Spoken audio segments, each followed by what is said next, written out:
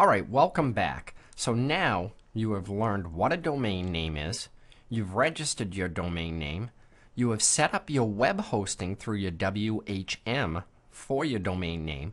Now it's time to log into your new hosting account, and we're going to show you just how to do that. So the first thing you want to do is open up a new window, and you want to type in your domain name followed by /cpanel. Again, your domain name /cpanel. And you see when you do that right here, your domain name would be replaced here /cpanel. A window pops up, and remember the information I told you to remember from the WHM when you set your account up that we copied and pasted. You need the username and password for that domain hosting. So we're going to type that, and then we're going to click the OK button, and look, you're logged into your cPanel. Now again, this is the cPanel for your domain name and your hosting, for your specific domain name and hosting. Now don't let all the buttons and all the navigation scare you. Everything is pretty easy. When you log in, most of the time a window will pop up and offer to show you getting started videos. If you want to, you can watch some of these videos, or you can go to the tutorials. These cPanel tutorials are fantastic to teach you about your hosting and your cPanel account. Right now we're going to click No, I'm fine. And then what you want to do is look down through the different options you have for your domain hosting.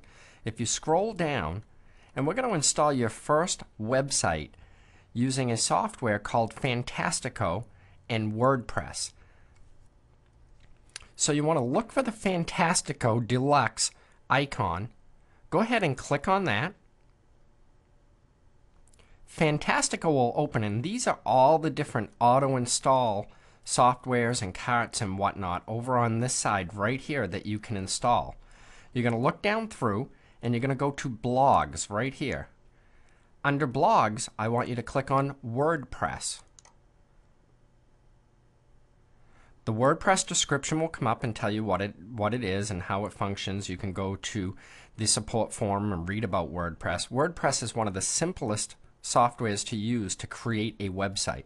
So you're going to click on New Install, and this is where your install will go. On the domain that we created, it should automatically be in there. If you have more than one domain underneath your WHM, it may show up there, but right now this is the domain. Now install in directory. What does this mean? If you do want to install a blog, you may want to put it on your domain /the word blog or /my notes or whatever you want. That's a subfolder. Right now we're going to install it right into the main directory, which is when somebody goes to mygvobroadcast.com or yourdomainname.com, they will go right to our WordPress blog that we're using for our website. So we're going to leave this blank and install it right on the root directory, they call it. Down here, you need to fill out two pieces of information. This is for your administration access. You can use the same username and password as you did for your hosting if you choose, or you can create another username and password. For the purposes of this video, I'm just going to use my name, and then I'm going to use the word temp for the password. You can always change it in your administration settings. Then you want to give yourself a nickname. That's if you create a post or a new page or whatnot inside of your domain or your new website. It will assign who did this. So we're just going to put my name. This could be your name. And then a description for your blog or your website. And this can be anything you want. I'm going to type in Mark's Internet Marketing Blog. And this will actually show up on your blog header. Now don't worry, we're going to show you how to change the look and feel. So let me run through this again. We clicked on the Fantastico icon from within your cPanel that we showed you how to log into. We came down to Blogs. We clicked on WordPress, and this window came up. Now we're installing it on the main directory, which is yourdomain.com or .net or .us or .ws. We're not putting it in a subdirectory named like /blog or /myblog or anything like that. We assigned a admin access username and a password, and then we gave our blog a description. Now I'm going to click on Install WordPress. Another window will pop up, and that's where you just simply click on Finish Installation.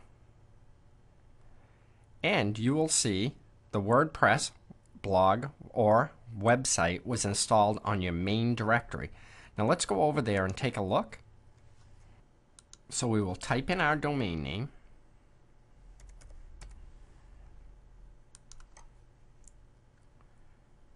And voila, our first blog is up. Now remember, this header and this tagline can be changed within your admin panel. So you've just installed your first website using WordPress as your website builder. One thing I do want to mention, folks, is everything I'm showing you might look a little cumbersome. It's actually very, very simple to do. Once you do it 1 or 2 times, I actually installed a WordPress website for a colleague the other day. In about 4 minutes, I had everything up and running. You'll learn the same way if you just take your time the first few times. So don't let this be overwhelming to you. Just get out there, take action, as Mr. Ken Hammond says, take massive imperfect action. So let's move on to the next series of videos where we're going to show you how to change the theme, the look and feel, and how to also add your content and also your autoresponder to your new website that you see in front of you.